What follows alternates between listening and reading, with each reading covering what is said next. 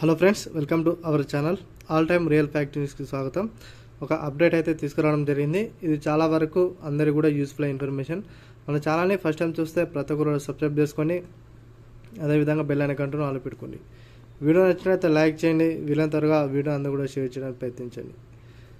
ప్రతి ఒక్కరు కూడా వారి నిత్య జీవితంలో ఎన్నో లోన్ల గురించి కానీ, అదేవిధంగా బైక్ ఈఎంఐ కానీ, కారు ఈఎంఐ కానీ, హోమ్ లోన్స్ సంబంధించి ప్రతి ఒక్కటి వాటిలో కూడా అందరికీ తెలిసిన విషయమే.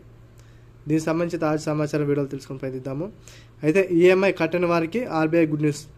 ఎవరైతే ఈఎంఐ కట్టడం లేదో వారికి అందరూ కూడా ఆర్బీఐ అయితే గుడ్ న్యూస్ చెప్పడం జరిగింది. అయితే బైక్ ఈఎంఐ కింద లేదా కారు ఈఎంఐ కింద మనమైతే సకాలంలో ఈఎంఐ చెల్లించకపోతే మనకు అయితే 500 రూపాయలు అనేది చెక్ బౌన్స్ రూపంలో కట్టుకోవడం జరుగుతుంది. ప్రభుత్వం అయితే వీటిని అన్నిటిని ఎత్తివేసే దిశగా ఆలోచన చేస్తూ ఉంది. ఎందుకంటే మన కస్టమర్ని దృష్టిలో పెట్టుకొని ప్రభుత్వం అయితే ఈ విధంగా అయితే బ్యాంకులకు, అదేవిధంగా మన షోరూంలకు ఒక ఆర్డినెన్స్ అయితే జారీ చేయడం జరుగుతుంది.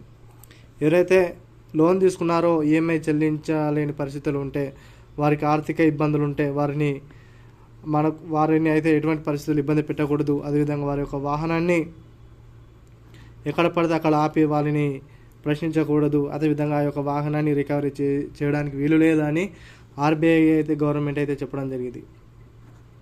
అయితే ఈఎంఐ పూర్తిగా కట్టనవసరం కాకుండా కంపల్సరిగా విడతల వారీగా అయినా ఈఎంఐ రూపంలో చెల్లించుకోవాల్సిన అవసరం అయితే ఉంటుంది.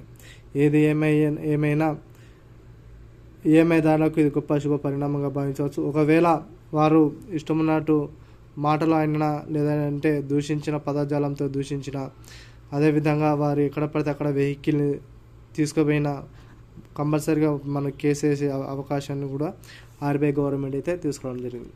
ఇటువంటి తాజా సమాచారం కోసం మన ఛానల్ సబ్స్క్రైబ్ చేసుకోండి, వీలైతే త్వరగా వీడియో షేర్ చేయండి. Thank you.